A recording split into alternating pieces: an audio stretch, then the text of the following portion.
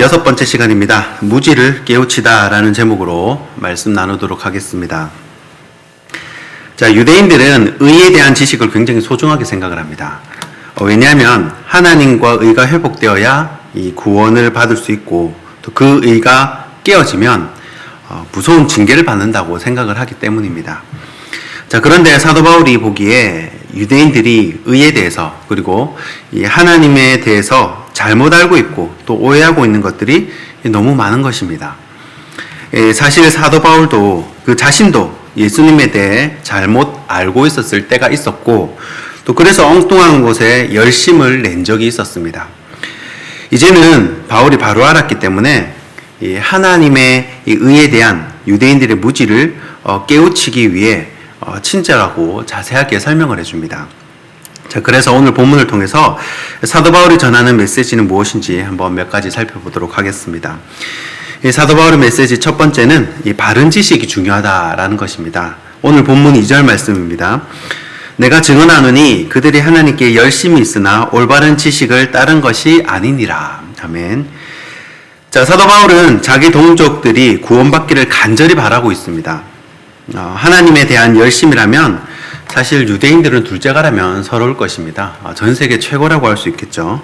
그 부분은 사도 바울도 인정을 합니다. 열심이 아주 특심입니다. 하나님에 대한 열심이 대단하다는 거예요. 자, 그러나 그 열심이 올바른 지식이 아니기 때문에, 올바른 지식을 따른 것이 아니기 때문에 바울이 근심을 하는 것입니다. 하나님께서 자신과 인간 사이에 의를 회복시키기 위해서 만들어 주신 길이 있습니다.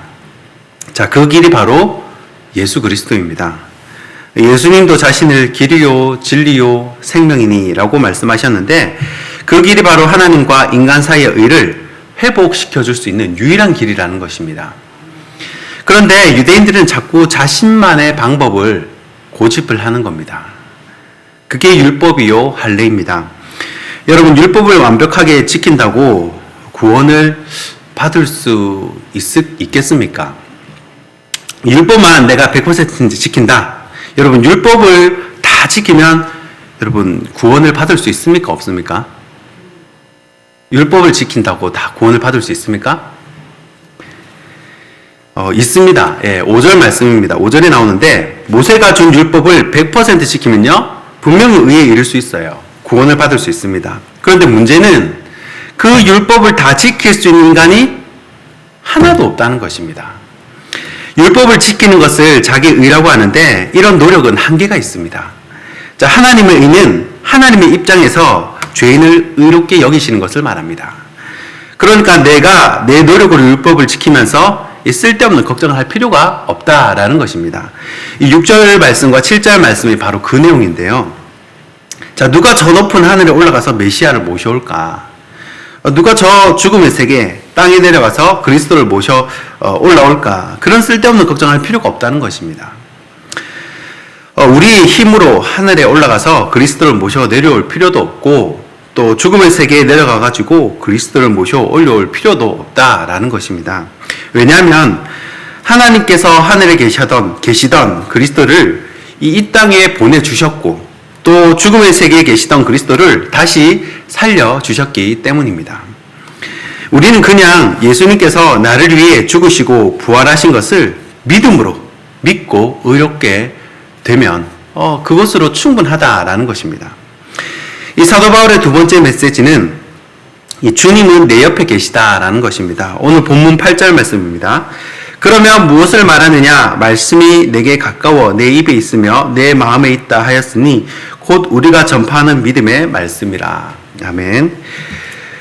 자, 우리가 의롭게 되기 위해서 그리스도를 하늘에 가서 찾을 필요도 없고 또 지하 세계에 가가지고 끌어올릴 필요도 없다라고 말씀드렸습니다.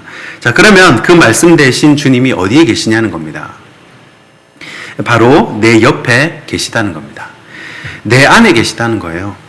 우리는 인간이 사는 3차원만 이렇게 생각을 하는데 현재 과학자들이 12차원까지 설명을 해낼 수 있다고 합니다. 자, 점이 1차원이라면요. 딱 뭐 하나 박힌 게 점이 1차원이라면 점과 점을 연결한 선이 2차원이죠. 자, 그것이 선이 공간으로 올라오면 3차원이 됩니다. 자, 그러니 우리는 이제 3차원을 사는 거죠. 그러니 점과 점 사이를 다니는 개미는요, 이 공간을 활용하는 인간을, 3차원 세계의 인간을 절대 이해할 수가 없습니다. 자, 하나님은 영이시기 때문에 우리와 사는 차원과는 다릅니다. 늘 함께 계실 수 있고, 또 어디나 계실 수 있고, 또 우주 만물에 충만하게 계신 분이 바로 하나님이십니다. 어디든 계시고 없는 곳이 없으시고 무소부재하신 주님이십니다. 자, 우리가 이 새벽에 기도를 하면 우리 주님은 바로 내 옆에서 옆자리에 앉아가지고 내 기도를 듣고 계시다는 거예요. 내가 산에 올라가면서 하나님께 기도를 합니다. 그러면 그 산에 올라가는 중에도 주님은 내 옆에 함께 걸으셔서 지금 내가 하는 기도를 다 듣고 계시다는 거예요. 내가 원치 않은 병으로 고통 중에 신음하고 있어도 주님은 나의 그 신음소리조차 다 듣고 계시다는 것입니다. 주님은 항상 나와 함께 하고 계시지만 내가 영안이 어두워 못 느끼고 있을 뿐이라는 것입니다. 여러분, 신명기 30장 14절 말씀입니다. 오직 그 말씀이 내게 매우 가까워 내 입에 있으며 내 마음에 있은즉 내가 이를 행할 수 있느니라. 아멘. 자, 이 말씀이 어디 있다고 모세는 기록합니까? 내 입에 있으며 내 마음에 있다는 것입니다. 말씀 되신 주님은 지금 이 자리에도 와 계십니다. 유튜브로 설교를 듣는 청취자 각각의 성도의 방에도, 또 사무실에도, 일터에도 주님은 바로 그 옆에, 주님을 사모하고 간절히 바라는 그 성도님 바로 그 옆에 찾아와 계신다는 겁니다.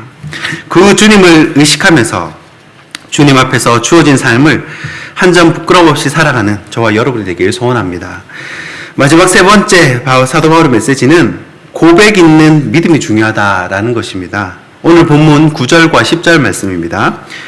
내가 만일 내 입으로 예수를 주로 시인하며 또 하나님께서 그를 죽은 자 가운데서 살리신 것을 내 마음에 믿으면 구원을 받으리라.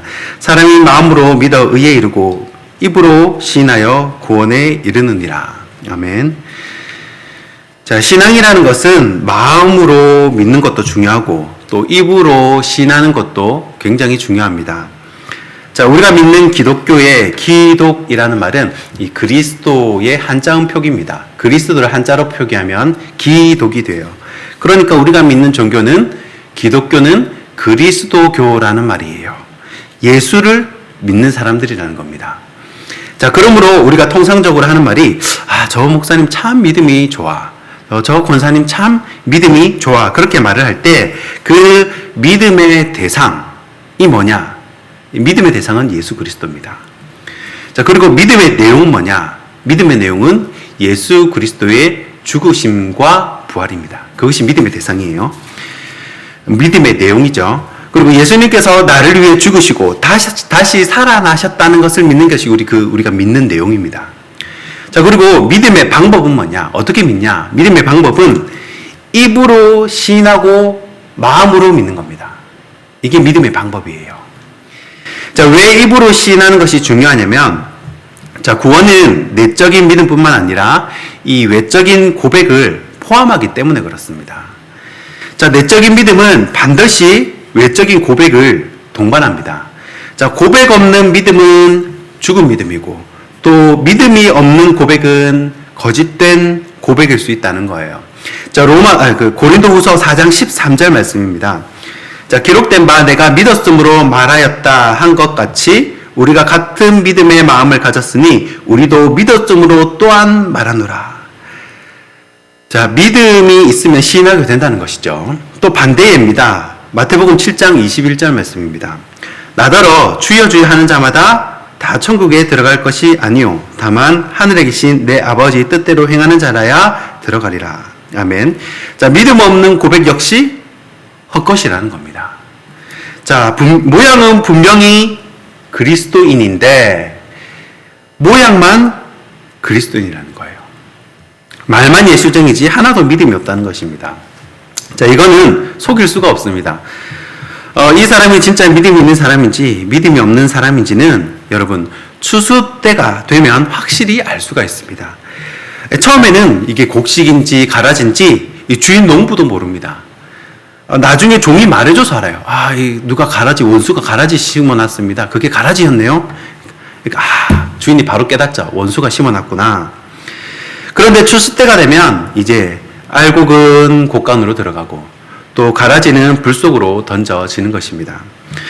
여러분 9절과 10절은 그런 면에서 사도 바울이 예수 믿는 것에 대해서 예수 믿는 것이 무엇인지 이렇게 잘 정리를 해서 설명을 해주는 구절입니다. 믿음의 대상은 예수 그리스도, 또 믿음의 내용은 죽으심과 부활, 믿음의 방법은 입으로 신하고 마음으로 믿는 것이랍니다. 자, 말씀을 맺겠습니다. 사도 바울의 세 가지 메시지를 살폈습니다. 첫 번째, 올바른 지식이 중요합니다. 모르면 속습니다. 이단이라는 글자에 이가 다를 이자고 끝단자잖아요. 끝이 다르다는 겁니다. 처음엔 다 똑같아요. 비슷한데 끝이 다르다는 거예요. 그렇기 때문에 우리가 하나님에 대한 올바른 지식을 가지는 것이 굉장히 중요하다라는 것입니다. 두 번째는 주님은 내 옆에 계십니다. 지금도 내 옆에 계십니다. 우리가 길을 가며 기도를 해도 주님은 바로 내 옆에 내 목소리를, 나의 기도를 듣고 계시는 분이라는 거예요. 마지막 세 번째는 고백 있는 믿음이 중요합니다. 여러분, 표현을 해야 합니다. 마음만 가지고 있으면 그것도 중요하겠지만 이 입으로 표현하는 것이 그것이 찬양이지 않습니까? 중요하다는 것이에요. 이 말씀 마음에 담으시고 날마다 예수님 닮아가는 우리 저와 여러분이 되길 주님의 이름으로 축원합니다. 기도하겠습니다. 좋으신 하나님,